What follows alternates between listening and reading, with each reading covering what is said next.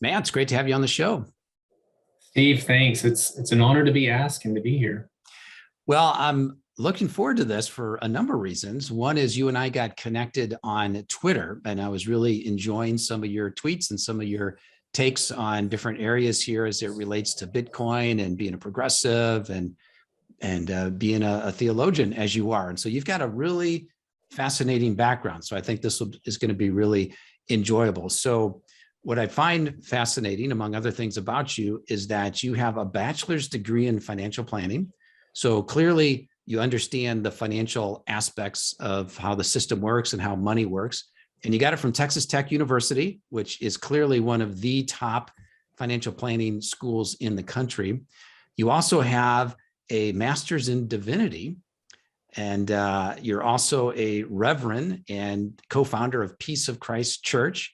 You live just outside of Austin, Texas, certainly one of the Bitcoin capitals of the country. Mm-hmm. And you're a U.S. Air Force Reserve chaplain and a hospital chaplain. So you've got all these different things going on, and yet you're a Bitcoiner. So tell me a little bit about how did all of those things I just described come together? Yeah, I'm happy to. And I have to add one more hat among the many hats. I'm about 2/3 of the way through a Master of Social Work degree at UT Austin. So that's part of my journey as well. But, with all those different hats, the first thing to say is there's probably something here that can offend just about everyone today. So that's that's my goal. Maybe we'll get there. But yeah, so a degree in financial planning, finished that up in 2006 at Texas Tech. Did a few internships at some small financial planning firms. One boutique firm here in Austin, and I enjoyed it. And in fact, I started out on my own to go hang my own shingle and be a financial planner. And I just found I wasn't ready to be an entrepreneur. I wasn't ready to start a business. My temperament isn't necessarily one of being an entrepreneur either. And if I was going to do it, I would have certainly needed somebody like you and a lot of help and coaching to do that. And so I found my way to a large financial services company. I worked for Charles Schwab for a number of years, 2007 to 2011. And this was, of course, as you know, in the fallout from the misbehavior of the financial industry, among other things.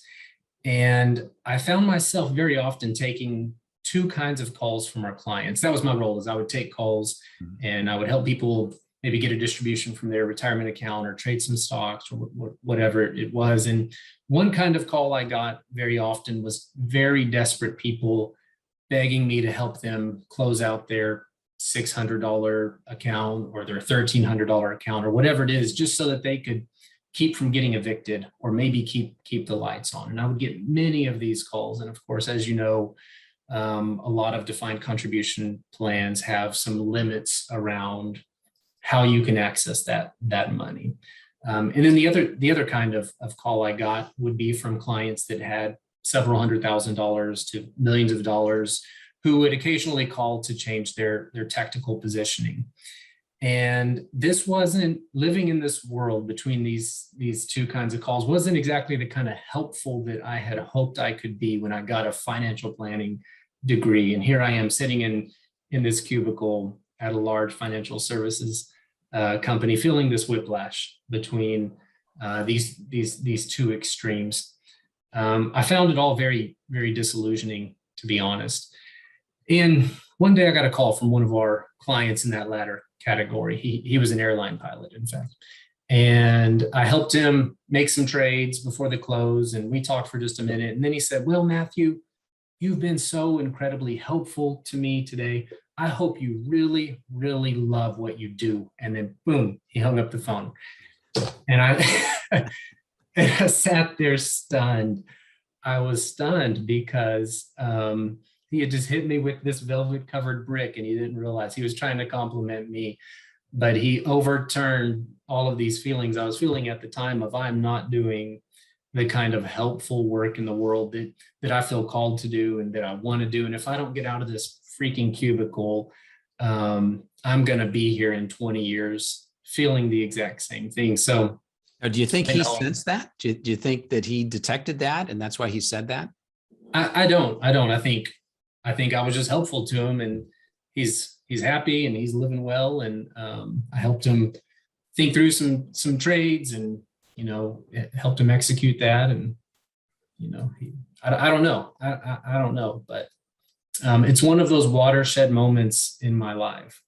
So I went home and said to my wife, we'd been married just a couple of years at that point. I think it's time for me to move on, and look at something else. I didn't exactly know what that was, but within a month or so, I resigned from there and had applied to go to seminary, and went to found my way to Baylor University in Waco here in Texas, and did a seminary degree there, and joined. Now tell me, how did you go Oh, from Charles Schwab to seminary? I mean, that's not like an overnight idea that I sure. think I want to become a pastor, right? And Right. get an No, MDiv degree, that's right? true. As a freshman in college, I had kind of a religious awakening or a spiritual awakening. I didn't grow up in that kind of home, but as a freshman in college, I moved 6 hours away to, as you said, Texas Tech, to the metropolis of Lubbock, Texas. I was coming from small town Texas, and I really felt lost. And I found community with this group of Christian men in a Christian fraternity, and they just became family to me. And so I had this kind of spiritual awakening that for me was inseparable from finding my way into a healthy, loving, accepting community. And so that has certainly shaped how I understand spirituality and religion and what church is, and things like that since then. So I had this love for what the church could be. And my wife and I, we met in a church, in fact, and we were very involved in church. And so I thought, what if this is a way that I could be helpful to people, is to become a pastor or a chaplain or something like that. Okay, so you go to seminary, and then, Yeah, I went to seminary, joined the Air Force Reserve as a chaplain. We've always been very values led, my wife and I, and I didn't see us doing the active duty route where we're moving every 3 or 4 years. I mean, when we were dating and engaged, we would have conversations where we said, like, we're never going to let work dictate our lives. We're going to have family and raising children. That's going to dictate our lives. And we've actually done really good at that. Although it's required many sacrifices over the past 15 years to do that. I mean, I'm a tri or quad vocational pastor right now. I have to be very active trying to manage our investment portfolio so that we can live this kind of lifestyle. There's a lot of trade-offs there. So we've always tried to be very, very values led. And then about 2 years ago, I began a Master of Social Work degree at UT Austin so that I can get licensed and credentialed to do professional counseling and therapy. It really, really feels like complementary to the pastoral work that I do currently. mm-hmm.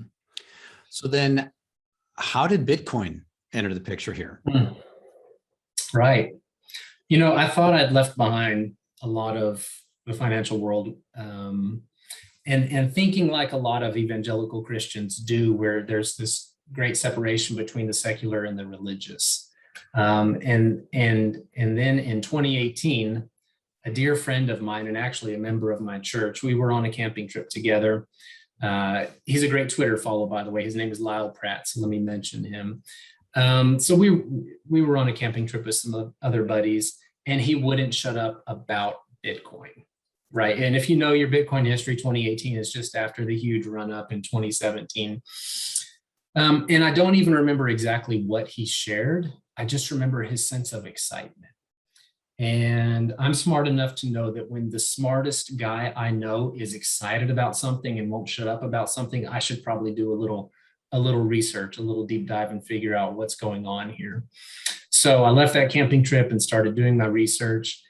And immediately a couple of things just struck me.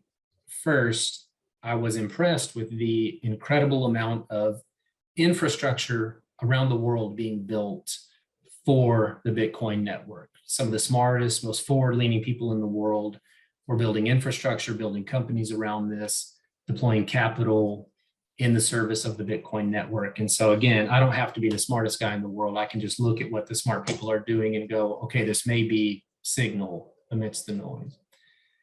And secondly, it occurred to me for the first time, and even though, like you said, I have a financial planning degree, it had never occurred to me that our money, our currency is not neutral. It's a tool of the state. It's laden with biases and values and privileges for some and trade-offs.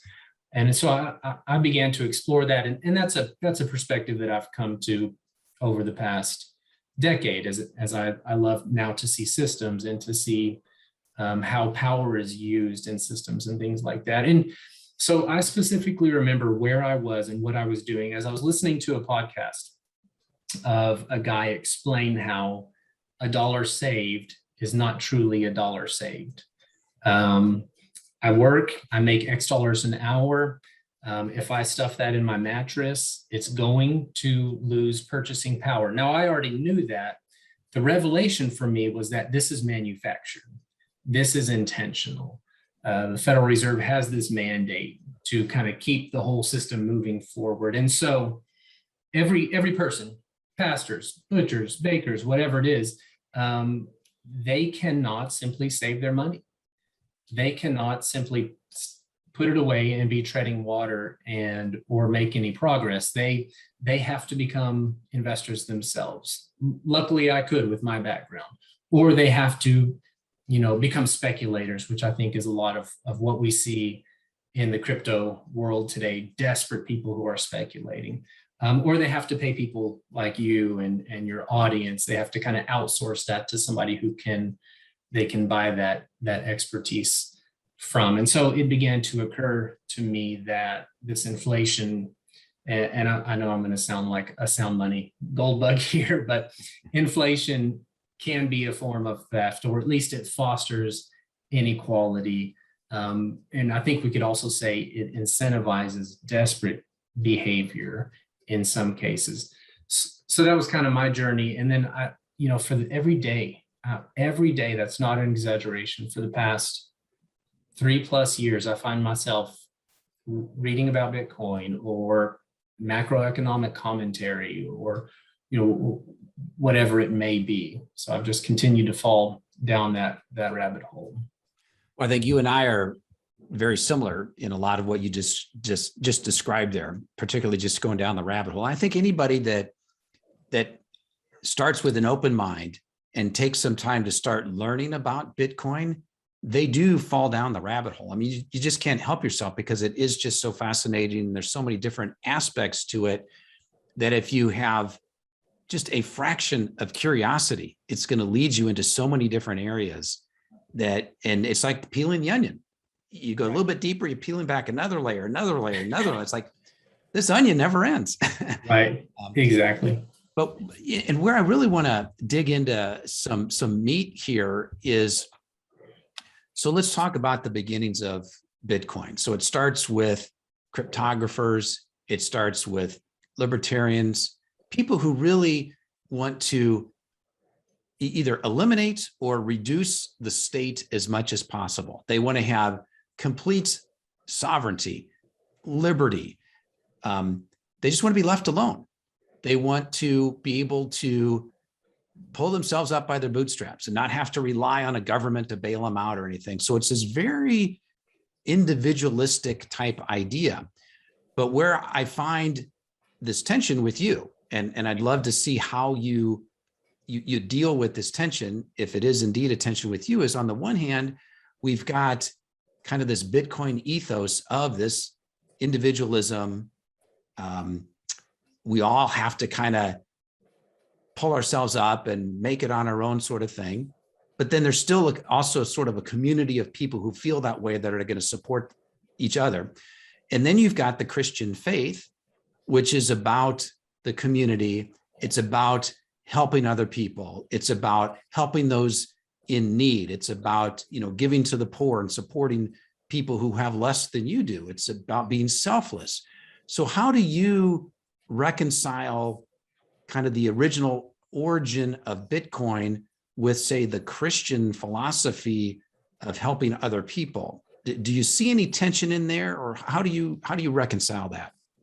Yeah, tension's a great word, and let me just kind of speak broadly and think about where the two come together and where they don't come together, where they stand in opposition. So, first of all, where I think they align or they come together, I think one of Christianity's most amazing contributions to the world is this idea that the infinite God embraced finitude in order to flourish. In Christian theology, we talk about God becoming incarnate in Jesus, right? You And so, said finitude, right? Okay, so explain finitude. oh, sure. So just the finite or the limited, the contained. So the infinite, let go of the omnis, the omnipotence, the omniscience, all of these things in order to become human and become flesh. So this is God Jesus in becoming Jesus. incarnate. Yes, exactly. So God in Jesus. And it's, to me, that's the crux of good theology right there, is this model that God has set up for us of letting go of all the power in the universe in order to accept limitations so that you can bring about a good, healthy, flourishing world. So let me go a little deeper. So theologians might use the word kenosis for this, and that's the idea of letting go of supreme power and self-emptying, and making space for others so that others can flourish, right? And we practice a form of kenosis with our children. We could be overbearing, authoritative parents, but instead we back up some, we self-empty some so that they can find a sense of power, so that they can make decisions and learn to navigate this world on their own. We share power with them in that way. Another theologian defines sin as self-aggrandizement, or going beyond one's borders, transcending one's healthy limitations. So in my kind of the crux or the core of my theology is around this idea of how do we look at that as a model to live within some healthy limitations and some healthy boundaries. And in fact, I can go get my DSM-5 out, which is the diagnostic manual for mental disorders. And every single one of those is about teaching us how to live in community, or about identifying where people are no longer able to live in a sense of community because they have no sense of limitations and boundaries and things like that. And of course, this correlates with what you might think of as a sound money thesis. And again, this is what the gold bugs love, is this idea of living within some kind of boundaries, accepting some kind of finite bounds within which we can flourish. If I have no sense of limitations, then I cannot be in relationship. Then I can't run a household. And I'll extrapolate that up and say, then I don't think we can run a country if we have no sense of limitations and boundaries. This is where theology can be helpful and go, God's self set aside all the power in the universe to become finite. Shouldn't we as a country do the same? And what that looks like, practically speaking, is we can't just go invade any country we want. We can't just continue to drone strike people. We can't overexert power. So this is kind of the first point where I see good theology aligning with some Bitcoin principles of healthy limitations. And obviously within Bitcoin, I'm referring to that 21 million supply cap. There will never be more than 21 million Bitcoin ever created. I can't spend a Bitcoin more than once. There are some real limitations there that the system has imposed. Again, because good theology and even good mental health care would say we have to learn to live in a finite world as it is, not in an infinite world with infinite resources. So like the money supply, expanding the money supply would yes. be an example of living within a finite resource. We can't just say modern monetary theory. Yeah, great idea. Let's just print, print, print. And if we get some inflation, we'll raise some taxes, pull a little bit of money out of the system and get things back under control. So you're kind of making that connection between finite theology, living within finite means, and say the way we're running the government with unlimited money printing.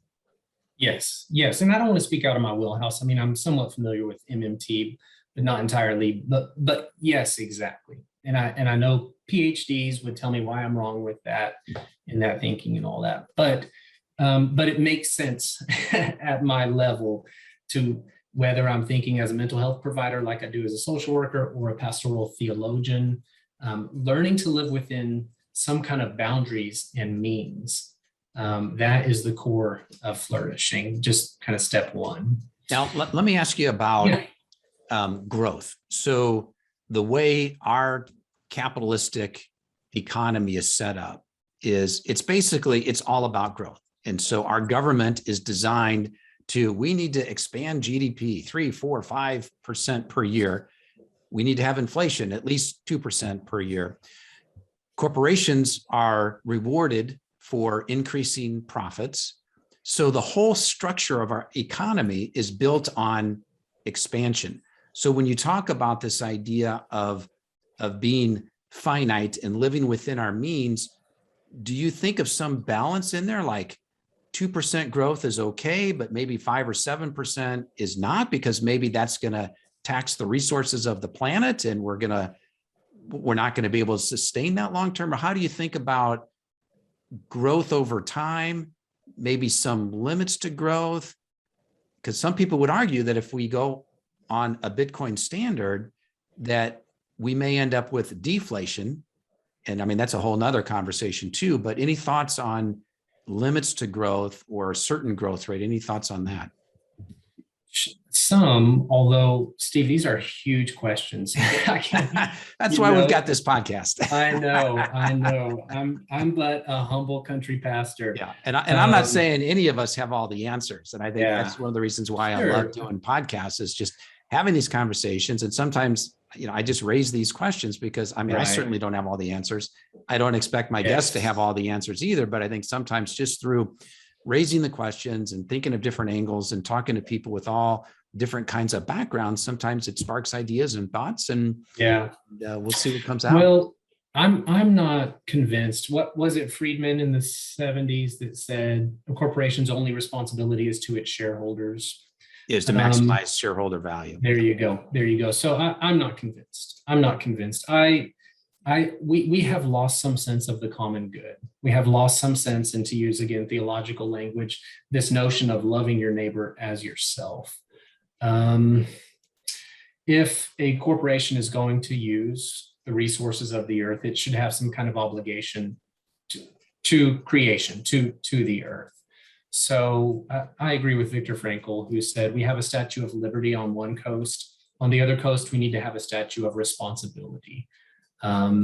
So that's the best answer I can give you at this moment. Yeah, well, and it's interesting that you bring up this thought of the single purpose of a corporation is to maximize shareholder value. And I think that did come out like in the 70s, maybe the early 80s in academic circles, and then ended up in corporate America. Well, interestingly here, I think it's been within the past couple years, I think it was the Business Roundtable came out and they said, we really no longer agree with that.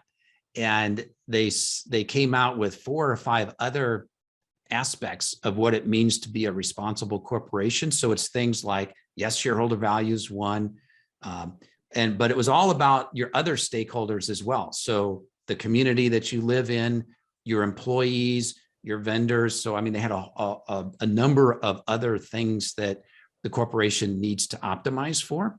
Now, it was a very nice talking point, but the real question is, are corporations going to follow through and do that? I think some do, for sure, but not all of them.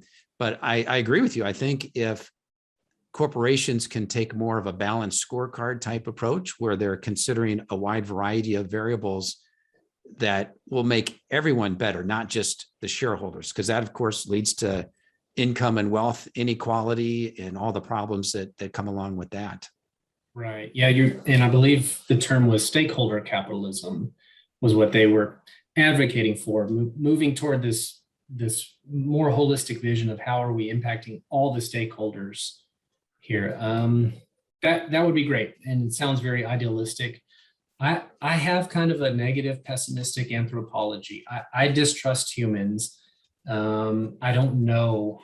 I don't know how we're going to get to stakeholder capitalism. The system seems to be so captured currently by lobbyists and by those at the top that I don't know how we make that kind of shift in a way that is more than just in rhetoric and more than just in virtue signaling, but we actually create more of, to use another theological word, this notion of shalom or holistic flourishing for society. These are questions I wrestle with as well. Yeah. Well, and I think, we're on this pendulum. So from like the political side, so, Ronald Reagan gets into office in the 1980s, it's all about conservatism and Newt Gingrich. And then we get Bill Clinton, and he's, by today's standards, he's very moderate. And then you get Barack Obama, and then you get Donald Trump, and then you get Joe Biden. So it's like we just swing back and forth and back and forth. It's like we can never find some common ground in here that people can agree with. And now I think we're just to the point, we're just so polarized that when one party's in office, they try and do this. And then when the other party gets in office, even if the other party does what the first party said they wanted, they have to be against it because that's the only way we can get back in power, is if we say what you're doing is bad. So you got to reelect us, so it's like, what a mess. So and I guess this gets to another point that I think I saw you tweeting something about, which is, how do we get away from being so focused on the individual about what's good for me? And I think that's a critique that some people have of Bitcoin, that it's more about the individual. It's like, I'm going to build my citadel, and we're going to have my group of people, and we're going to do our thing and just leave us alone. Okay, that's fine. But then what about all the other people who maybe don't have the advantages that you have, that do need some help? So how do we think about the need for us as individuals to do our thing and be able to do our thing, but then the rest of society that may not have the advantages or the opportunities that other people have? How do you think about this individual versus the community, particularly coming from, the Christian background? Yeah, I think about this question often. There's a tension there that must be maintained. I want neither loss of individual autonomy nor loss of a sense of community and the common good, neither enmeshment with the collective nor an individual that's completely cut off from society. In my view, and in the view of human developmental theorists, either one of those extremes is an incredibly unhealthy, immature person. If you're completely enmeshed with the collective, or if you're completely cut off. I find myself thinking a few things when it comes to if we move toward hyper Bitcoinization or Bitcoin to the moon or a Bitcoin standard, whatever it may be. I think the true test of my Christian faith will then come. What do I do with this wealth that I have? Do I go build my citadel and seclude, withdraw, cloister, to use the term from the monastic life? Do I go build my little Bitcoin citadel, monastery, whatever it is, and withdraw from the world? And if I do, to me, that would be incredibly unfaithful to my sense of spiritual and religious calling. I've got a couple of buddies here locally, and we're texting often about these kinds of ideas. And I texted them and asked them the other day, guys, we need to have a plan for when, hyper Bitcoinization happens. How do we then use wealth for good? What does that look like? Do we run for city council here in our town we live in, so that we can help implement some of these sound money principles at a local level? Do we create a world-class free STEM camp for kids here in our city? Do we make sure that the Round Rock Area Serving Center, which is the hub for all the hunger and housing needs in my city, do we make sure that they are fully funded? Do we sit on their board? This idea, and I read it on Twitter one day, the idea of moon rot. If your investments go to the moon, watch out for moon rot, where the wealth has destroyed your life. So I'm already thinking in those terms. What does faithfulness look like when that happens? So let's say the second coming of Jesus happens tomorrow. Okay. Would Jesus be a Bitcoiner? Immediately I think of Jesus saying, "Give to Caesar what is Caesar's," when he's told to pay the temple tax, if I remember the story correctly. Would Jesus be a Bitcoiner? I don't know. I don't know if I have the book right here. Some friends of mine wrote a book called "Thank God for Bitcoin." Yeah. Was it Willie Woo and I think Breedlove and Breedlove, yeah. A few others, yeah. And a couple of my buddies were in that group. I don't remember if they say in there Jesus would be a Bitcoiner or not. I think Jesus was all about critiquing the radical religious fundamentalists who did more to keep people from God than draw them to God. Jesus was always talking about the kingdom of God and how do we bring people into this flourishing world where the first are last and the last are first. I don't know. That may be more of his focus. Jesus may look to the people who claim to be his followers and say, "What are you doing with your wealth? My prayer that I taught you was, God, let your kingdom come on earth, let your will be done here as it is in heaven. How are you manifesting that with your Bitcoin wealth?" So I think you would consider yourself to be progressive, let's say on the political spectrum, and yet you're an advocate of Bitcoin. But then you've got people like Bernie Sanders and Elizabeth Warren, who would also consider themselves to be progressives. So what are they not getting about Bitcoin that you do? Over the past year, my view has shifted, and more I see these left and right categories as silly and false. And more I see the world dichotomized or broken into these binary categories of authoritarianism and those who want to live in freedom. And I don't want to be controlled, whether that is who I marry or how I present my gender or my property rights or whatever it is, versus the authoritarians who want to force their vision of what is the good world, the good society. They want to enforce that onto others. I was a little disheartened when earlier this year, particularly Elizabeth Warren was coming out so strongly against Bitcoin, because I've been impressed with her work to hold the financial industry accountable for things. What do I think they're missing? I would love to see them more so critique our current status quo system. I would love to see them ask you look at the wealth inequality, it's now nearing levels that we had at the Great Depression. I would love them to look at that and go, well, why do we have that? Oh, is it because we have runaway hyperinflation with money printing, debasing our money? That's my thesis. I don't know why. I don't understand the politics behind it. I'm sure there's a lot at stake as to why they don't publicly ask those questions and go down that road. To some extent, it might be if you think of a fish that's in water and we're outside of the water and we're like, oh, the fish is in the water, lives its whole life in water. And the fish says, well, what's water? They have no idea. So it's like the Elizabeth Warrens, the Bernie Sanders, their whole life has been spent in that political system, in that monetary system, that they just can't comprehend something else that might actually be better.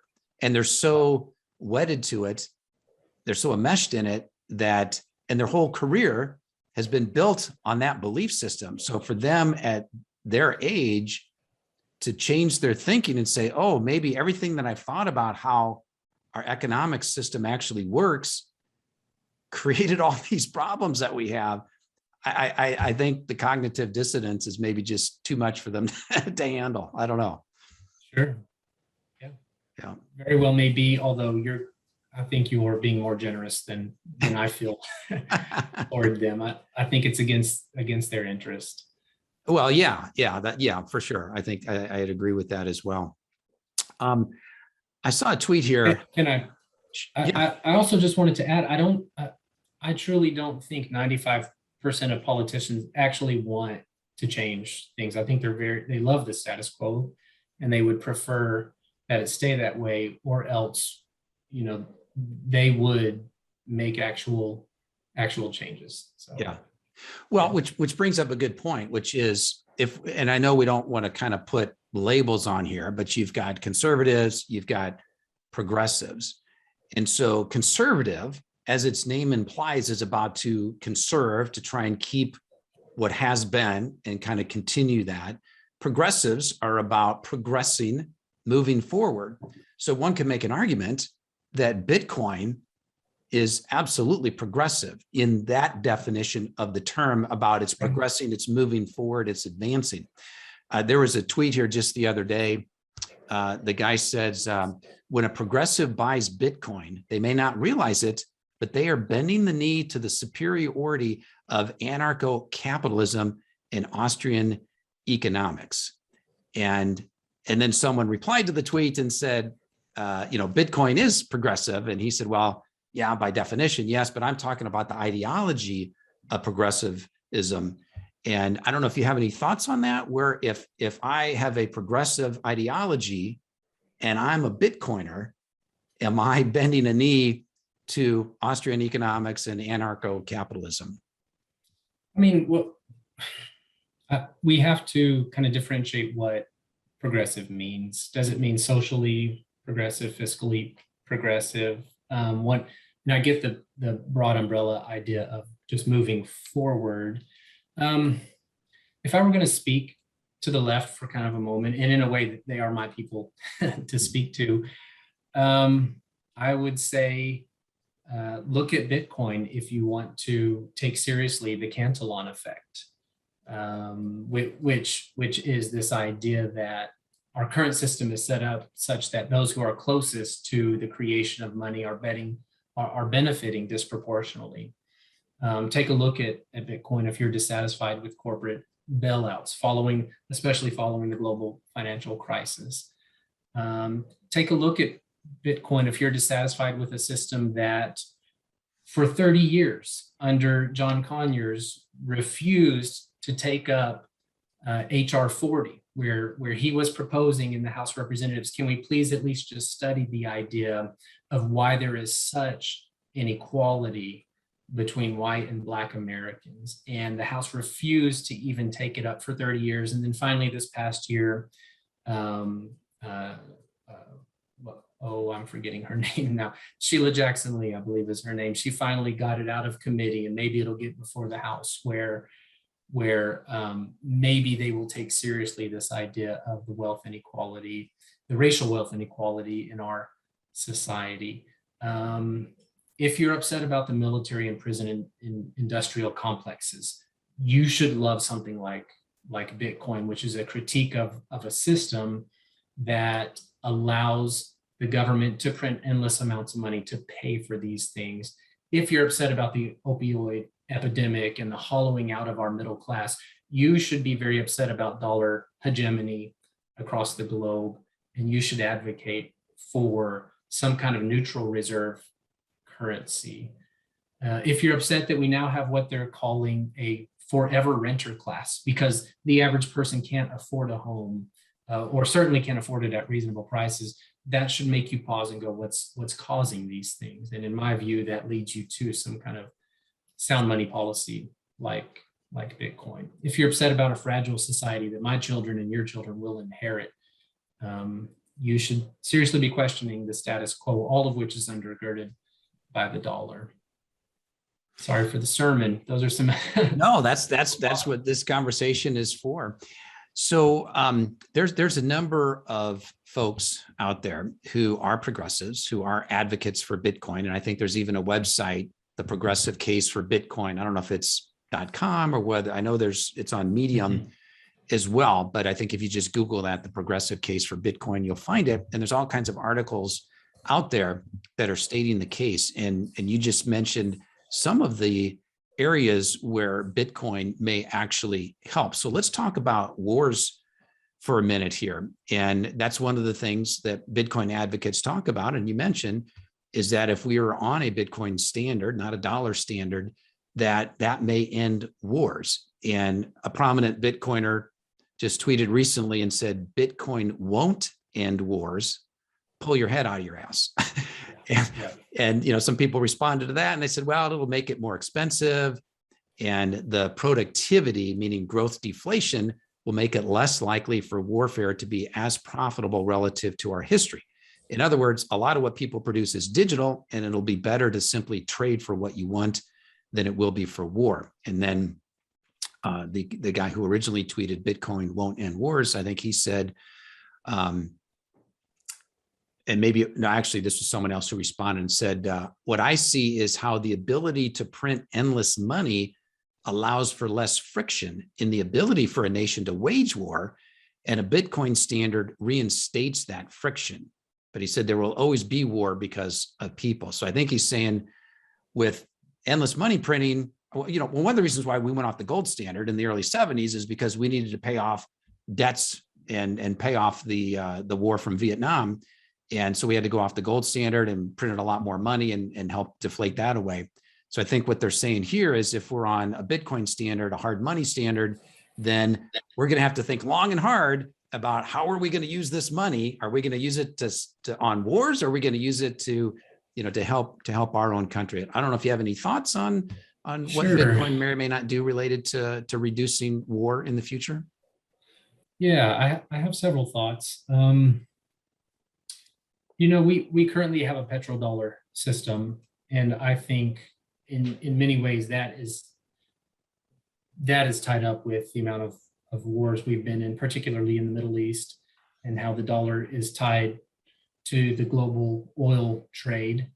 I also, in that thread, the guy who wrote it makes the point that war will continue because it's getting cheaper. He's absolutely correct. We have moved to what they call over the horizon capability war, which is just a euphemism for drone strikes. It's a lot less expensive to do that than it is to deploy hundreds of thousands of ground troops. We are going to be using special operators and small groups of soft forces to do what we need to do. We're finding ways to do war more cheaply. We continue to be involved in places. You'd be surprised the amount of places we're involved in all over the world. Will Bitcoin stop all that? No, I don't think so. And in fact, I'm not one of the Bitcoin panacea guys. I don't think Bitcoin fixes absolutely everything. Yeah, exactly. But it does pause and make us ask some really important questions. Again, as we've been mentioning throughout this whole call, it helps us see the water and begin to see the system that we're in. And if I were a gold bug, I would absolutely love it that we are having these conversations now that we haven't been having for decades. And we're having them because of, in my view, the prominence of Bitcoin. The Federal Reserve is getting critiqued. The monetary supply is getting critiqued. We have senators, Cynthia Lummis and others, or Lummis like Hummus, who are critiquing our system openly, and they're doing it all from a Bitcoin perspective. So it doesn't fix everything, but it is a critique of the dollar hegemony system. and it's a critique of a unipolar world, where there's one world power. I think we're moving toward a multipolar world. So in my view, that's a positive thing. I think Bitcoin facilitates living within limits, kind of where I began, theologically speaking, and it facilitates some kind of interdependence in the world as well. Those are some of my thoughts. No, I don't think it'll end all wars. Human nature, we're tribal, we're greedy, we think small, we love insiders, we hate outsiders. This is just part of what it means to be human. Bitcoin places some real limitations upon those negative aspects of what it means to be human. So this idea of what it means to be human, you talk about we're tribal. There's a lot of people that like this book called The Sovereign Individual. And I think one of the theses that came out of that book is that over time, governments are going to have to compete for individuals, meaning instead of individuals bowing to the state and paying taxes to the state for different things that the state might provide, the state is going to have to compete for services that we're willing to part our money to pay the state to do. And the idea is that there might be thousands of these little states all over the world, and people are going to migrate to the states that treat them the best and provide the best value for the services.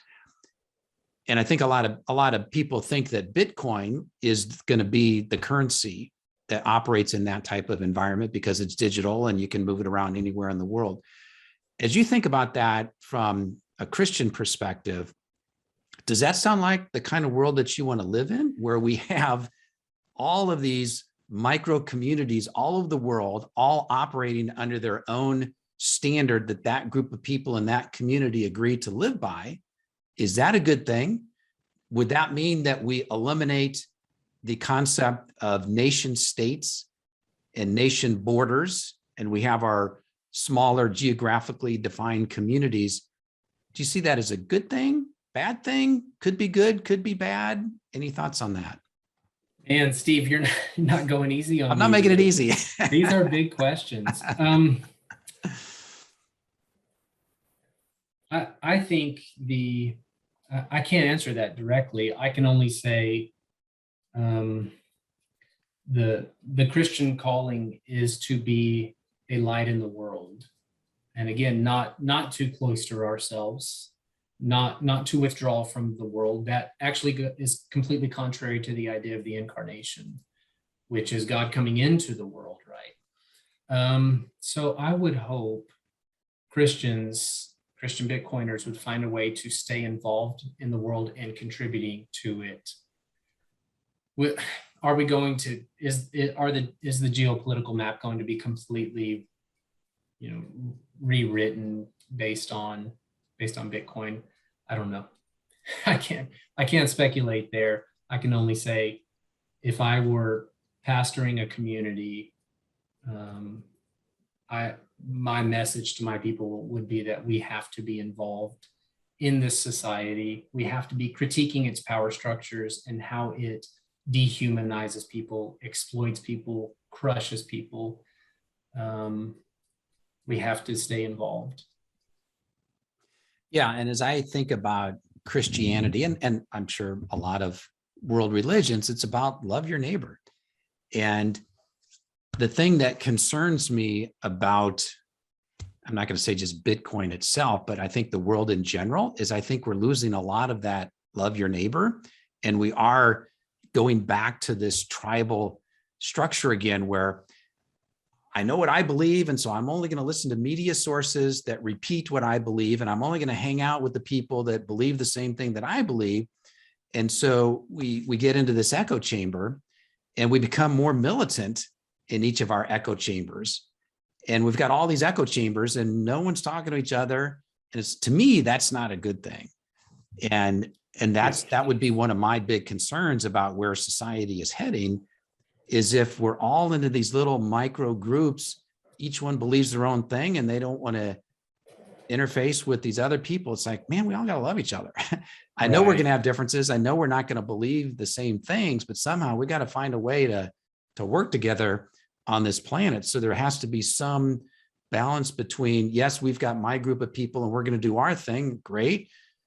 But I don't think we can just exist on our own without also understanding that we all live on the same planet. And whatever we do in our little place is going to have a ripple effect somewhere else over time, so I don't know what your thoughts on that are.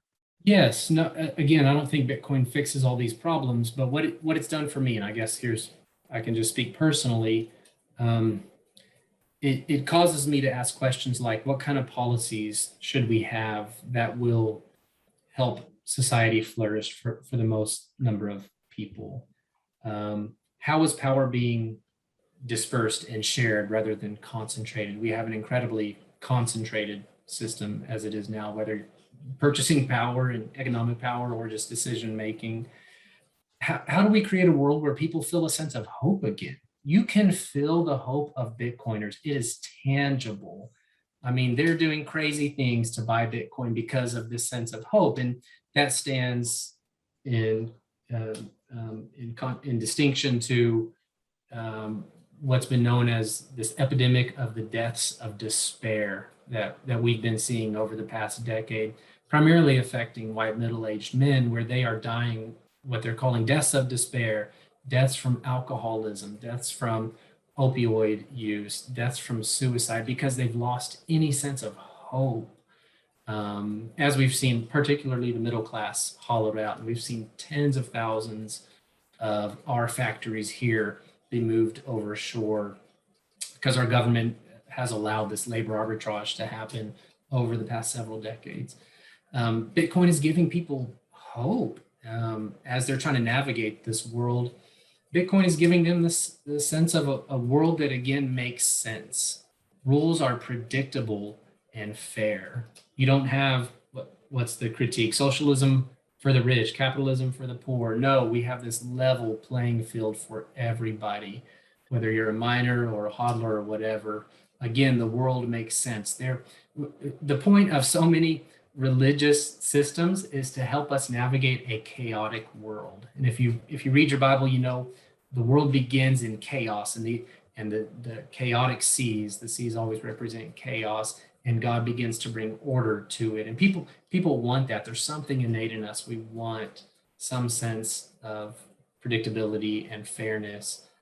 We want some sense of, if I sow, then I'll reap. But again, that's not the society that we live in today. Yeah, one of the things that you touched on there, which is a theme that I'm very interested in and I've seen happen, and that is that Bitcoin is hope, and what that hope translates into is change, meaning it changes you, and in most cases for the better. Right. Whether it's, and this is funny because this weekend, one of our kids and her husband were visiting us, and we were out doing some shopping, and I got all my kids into Bitcoin, so they all own Bitcoin now. And as they're buying something, I said, okay, now remember, you need to follow the Bitcoin standard. And they're like, well, what do you mean? And I said, well, you need to ask yourself, if I buy this thing, am I going to get more pleasure owning this thing than I am knowing that I have to give up some Bitcoin to buy this thing? I got to hold it to this high Bitcoin standard, that I'm willing to part with some Bitcoin to buy this thing. So we're having some fun with that. And the net result of that was kind of our little comment for the weekend was, don't buy shit. Yep, exactly. I love it. So Bitcoiners love to use the terms low and high time preference. And it's the marshmallow test every single day in essence, right? And so we are stacking sats because we're thinking about the future and not just today. Yeah. I mean, and I love this idea of how Bitcoin changes you. I mean, a lot of people have talked about how it's caused them to get out of drug abuse. It's caused them to get into better health. It's caused them to be more in community with other people that are advocates of Bitcoin. They've sort of found their tribe, and it's just given them renewed hope for the future. So I think there's been a lot of positives that are coming out of this for a lot of people, and it's getting people to think, like you say, with a low time preference. They're thinking about the future as opposed to, oh, my money's inflating away. I better go buy stuff because it's going to be a lot more expensive in the future. So I might as well just, buy shit, Mm-hmm. So, Exactly. yeah. Right. There are so many things I want to buy. Big capital expenditures for our home and our family. My wife wants a new kitchen so badly. Our house is kind of dated, and Now tell me about the shower curtain though. oh my, so that was a silly I know. tweet. I tweet family stuff, Martin Luther, the great Protestant, reformer, said marriage is the school for character. And boy, is he right. So we were having some lively discussion last night. I think we need a new shower curtain because the other one leaks. She doesn't want to because she thinks it's beautiful. And as is very often the case, she's right and she got her way. It's life. So you were going to give up some sats to buy a new shower curtain. I guess I was. You're right. She had a lower time preference than I do. She did, because beauty was a high value for her. That was important. Yes. Oh, yes, exactly. Yeah. All right. That's one of the ways she feels whole and more alive is through beauty. So, yeah. Yeah. My wife is exactly like that as well. Well, Matt, as we get ready to wrap up here, I know we've talked about some big ideas here, and I know we've solved all of the world's problems here today. Oh, everything is great now. We can all relax and rest in peace here. So, but is there any other thoughts, comments, observations that you want to share here that maybe we haven't touched on, or reiterate something we've talked about? I think the last piece I wanted to add on was this whole idea of nonviolence. Bitcoin is a nonviolent movement, and it is against the system. It's a nonviolent critique or a nonviolent protest against the system. And nonviolence is a big part of my religious spiritual tradition. The nonviolence of the Hebrews walking out of slavery in Egypt. Now we can say God exerted some violence against Pharaoh and his soldiers, but the Hebrews walked out. The nonviolence of Jesus, the nonviolence of MLK, who knew that they were going to experience violence, but he did it to make a public spectacle of this awful, ungodly, I would even say demonic system. But we have Bitcoin, this nonviolent way to move against the status quo system. And it's a big umbrella. Everybody can join into this. You don't have to be particular left or right or center, whatever it is. Everybody's welcome to join this nonviolent movement. Well, okay, let me dig into that a little bit. Okay. So Bitcoin is nonviolent. I get everything that you just said, but if we transition to a hyper Bitcoinization type period, I think there's a lot of concern about what might that look like, and could that be a violent period? I know a lot of people, also another popular book out there, The Fourth Turning. A lot of people think we're in a fourth turning, which is a period of, the basically 4 generations, each of 4 generations. There's different things that happen during each of those generations. And the fourth turning, the fourth generation that we think we're in now probably started with the Great Recession back in 08, 09, but could be a very violent period of time as we're transitioning from an old system to a new system. Oftentimes they're associated with wars like World War II, the Civil War, and going back even deeper into the U.S. history. So do you think we can transition to a Bitcoin standard? Do you think a world where Bitcoin is very prominent can occur without a violent transition to it? I think we are headed toward societal breakdown in some levels and violence, no matter what happens. I mean, we saw this on January 6th. We are in the midst of a multi-year kind of populist movement for a reason. For the average worker hasn't had a raise since the early 1970s in real terms, in purchasing power terms. The average person, a year's worth of income does not cover a year's worth of expenses, right? So we are incredibly entrenched on these two, left and right. I think we're headed toward some conflict and violence no matter what. I think it will be convenient to blame that on the Bitcoiners. it's silly to me that we would be blamed for wanting to adopt a global, neutral, fair standard and way to store our life, energy, and value. I could see that happening, but as I keep saying, I think violence is coming no matter what. Mm-hmm. I don't know. That feels dark. It feels like a dark place to end. Yeah, well, we shouldn't end on that. Bitcoin is hope. Bitcoin is hope. Let's go back. Yeah, there you go.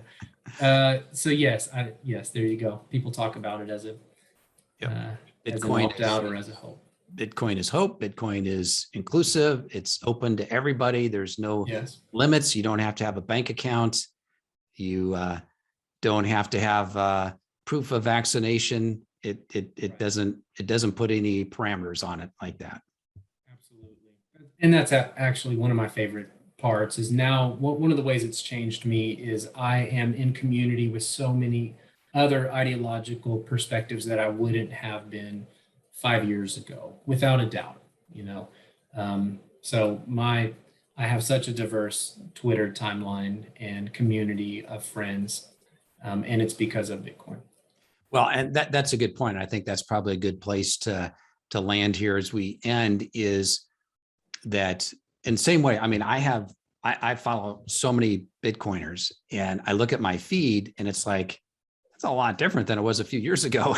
It's like, I'm getting a lot of different perspectives, but what I hope is that the idea of Bitcoin is such a large idea that it can transcend all of these different ideologies. And that it's like this warm umbrella that is so big up here that everything can kind of fall under it, even if we're left, we're right, we're conservative, we're progressive, we're pro-gun, anti-gun, whatever the case may be. It's like, okay, I get that. We're all going to be different. That's fine. But there's this bigger thing, and it's Bitcoin, and for you and I and a lot of others, it's God is even above Bitcoin. So we don't want to get too carried away here. But yeah, hopefully it's one thing that can bring people together despite the fact that we all have differences as well. Right. All right. Well, Matt, if folks want to connect with you, I know you're on Twitter. What would be the best way for folks to catch up with you? Yeah, certainly follow me on Twitter at Matt Hanz, MATHANZ. You can find me through my church's webpage as well. Certainly feel free to go over there. Peace Wilco, a Peace of Christ Church here in Williamson County, Texas. Those are probably the two best ways. And so you're just outside Austin? Is that correct? Yeah, I live north of Austin. Okay. Is that like the Austin metro area or? Yes. Yeah. So I'm in Round Rock. We literally have a Round Rock here, and it's one of the suburbs of Austin. Great. All right. Well, I know there's a lot of Bitcoiners in Austin. So all you in Austin, give Matt, look him up. So great. Well, Matt, this has been great. Appreciate you taking some time. I look forward to having future conversations. Same. Come see us in Texas, Steve. We'd love to have you. All right. Sounds good. Take care.